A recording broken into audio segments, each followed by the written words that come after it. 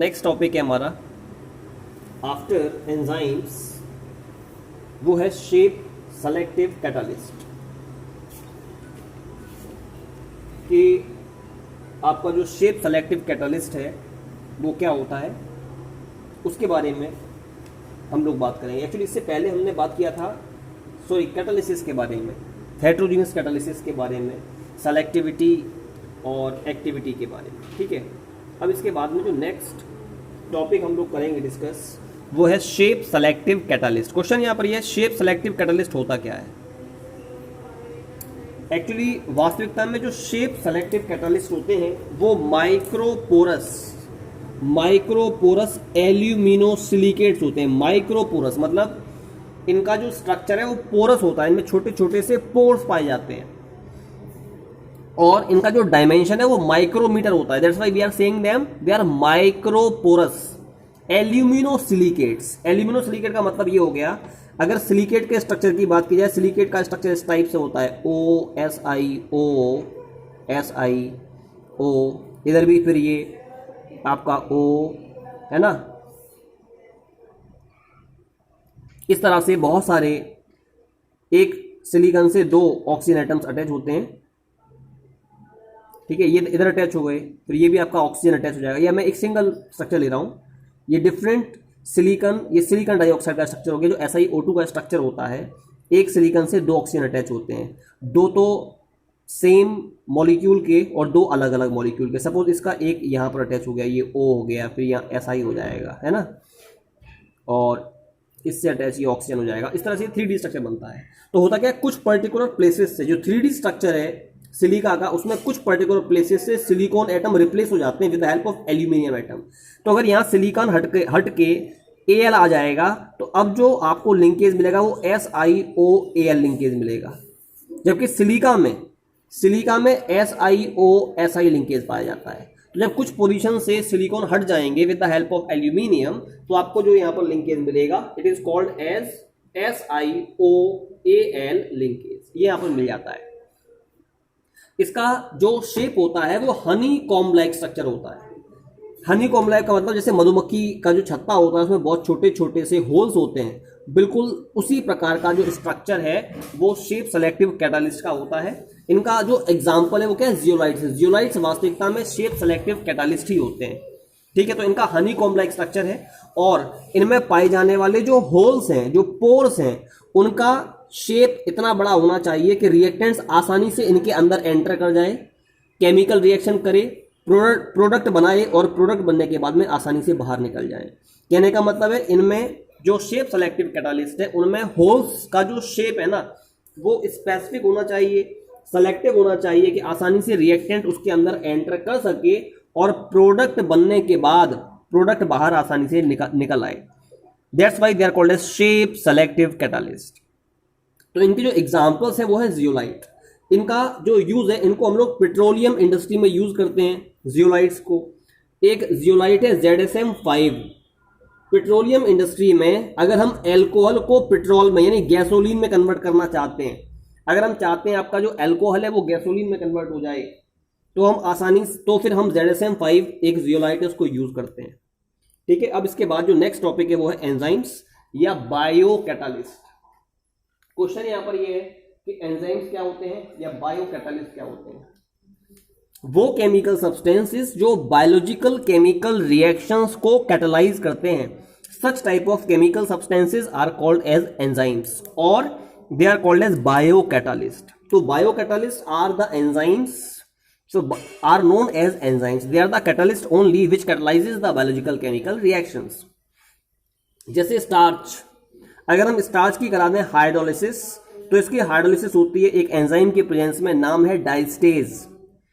क्या बनता है, इट फॉर्म्स माल्टोज। तो यहाँ पर जो डायस्टेज है वो इस केमिकल रिएक्शन को कैटलाइज कर रहा है, that's why it is enzyme. ऐसे अगर हम सुक्रोज की कराएंगे hydrolysis, it's hydrolysis takes place in presence of an enzyme called invertase, और क्या बनता है, ग्लूकोज और फ्रक्टोज का फॉर्मेशन होता है। तो यहाँ पर इन्वर्टेज कैटलिस्ट की तरह वर्क कर रहा है, it is called as bio catalyst और एंजाइम। इसी प्रकार से अगर हम ग्लूकोज को ट्रीट कराएं जाइमेज एंजाइम के साथ, तो ये बनाता है इथेनॉल एंड CO2। यहाँ पर जो जाइमेज है वो एक एंजाइम है। अगर यूरिया को हम कराएं hydrolysis, it's hydrolysis is done in presence of an enzyme called urease to form ammonia as well as carbon dioxide. तो यहां पर मैंने आपको बताया कि एंजाइम्स क्या होते हैं। अब जो नेक्स्ट टॉपिक है वो है मैकेनिज्म ऑफ एंजाइम एक्शन। एक साइंटिस्ट, दो साइंटिस्ट थे, एक का नाम था Michaelis and the second one was Menten.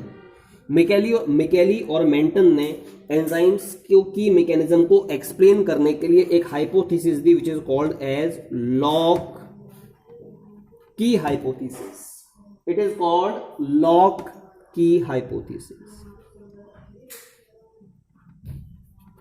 ये हाइपोथेसिस ये कहती है जिस प्रकार से एक पर्टिकुलर लॉक को एक पर्टिकुलर की के द्वारा ही ओपन किया जा सकता है, उसी प्रकार से हर एंजाइम की बात की जाए ना, तो हर एंजाइम हर सबस्ट्रेट मॉलिक्यूल से कंबाइन नहीं करता है। एंजाइम के ऊपर एक साइट पाई जाती है which is called as the active site. Active site वो साइट होती है जिससे जाकर के सबस्ट्रेट अटैच होता है ऑन एंजाइम। तो कहने का मतलब ये हो गया हर सबस्ट्रेट मॉलिक्यूल हर एंजाइम के साथ कंबाइन नहीं करेगा, केवल वही सबस्ट्रेट मॉलिक्यूल एंजाइम की एक्टिव साइट के साथ जाकर कंबाइन करता है जिसका स्ट्रक्चर सबस्ट्रेट के स्ट्रक्चर के कॉम्प्लीमेंट्री है। जैसे लॉक एक पर्टिकुलर की का, जो लॉक का इंटरनल स्ट्रक्चर है वो एक पर्टिकुलर की के ही कॉम्प्लीमेंट्री होता है, वही की उस लॉक को ओपन कर सकती है। उसी तरह से वो सबस्ट्रेट जिनका स्ट्रक्चर एंजाइम की एक्टिव साइट के कॉम्प्लीमेंट्री है, वही सबस्ट्रेट जाकर एंजाइम से कंबाइन कर सकता है। तो जब सबस्ट्रेट एंजाइम की एक्टिव साइट से जाकर के बाइंड करेगा, it form a complex called enzyme substrate complex. फिर क्या होता है, जो एंजाइम सबस्ट्रेट कॉम्प्लेक्स है, एंजाइम ने सबस्ट्रेट से कंबाइन कर लिया, it forms enzyme substrate complex. फिर क्या होगा, जब रिएक्शन होगी तो सबस्ट्रेट आपका कन्वर्ट हो जाएगा प्रोडक्ट में। It means enzyme substrate complex convert हो जाता है एंजाइम प्रोडक्ट कॉम्प्लेक्स में। और लास्ट में क्या होगा, एंजाइम आपका अलग हो जाएगा और प्रोडक्ट के मॉलिक्यूल्स आपके सेपरेट हो जाएंगे। So this is the mechanism of enzyme action. ये एंजाइम एक्शन की मैकेनिज्म है, ठीक है। अब इसके बाद जो नेक्स्ट टॉपिक है वो है कैरेक्टरिस्टिक्स ऑफ एंजाइम्स। जो आपके एंजाइम्स होते हैं उनमें क्या क्या कैरेक्टरिस्टिक्स पाई जाती हैं, मैं उनके बारे में बात करूंगा। पहली कैरेक्टरिस्टिक है कि जो एंजाइम्स होते हैं ना वो हाईली एफिशिएंट होते हैं। इसका मतलब अगर हम कोई रिएक्शन एंजाइम की प्रेजेंस में कराएं तो एंजाइम की प्रेजेंस में रिएक्शन का रेट 10⁸ से लेकर के 10⁻20 टाइम्स बढ़ जाता है। इतना टाइम्स बढ़ जाता है एंजाइम की प्रेजेंस में। तो इसका मतलब क्या हो गया कि जो एंजाइम्स हैं वो हाईली एफिशिएंट होते हैं।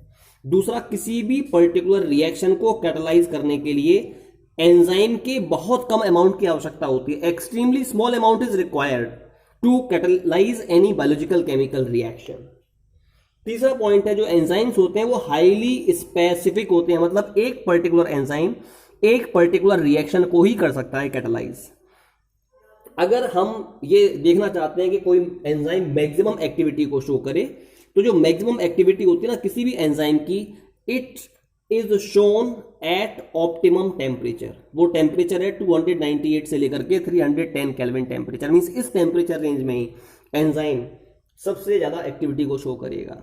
और ऑप्टिमम पीएच होनी चाहिए एंजाइम की, मतलब 5 से लेकर के 7 पीएच के बीच में जो एंजाइम्स होते हैं वो मैक्सिमम एक्टिविटी को शो करते हैं। इसके अलावा अगर हम कुछ एंजाइम एनहेंसर्स को मिलाएं, मतलब कुछ एंजाइम एनहेंसर्स का मतलब ये हो गया, कुछ केमिकल सब्सटेंसेस होते हैं जैसे एक्टिवेटर्स हैं, कोएंजाइम्स हैं, इनकी प्रेजेंस में एंजाइम की जो एक्टिविटी है वो और अधिक बढ़ जाती है। क्वेश्चन यहाँ पर ये एक्टिवेटर्स क्या होते हैं, एक्टिवेटर्स मेटल आइंस होते हैं जो एंजाइम के साथ वीक बॉन्ड से अटैच होते हैं।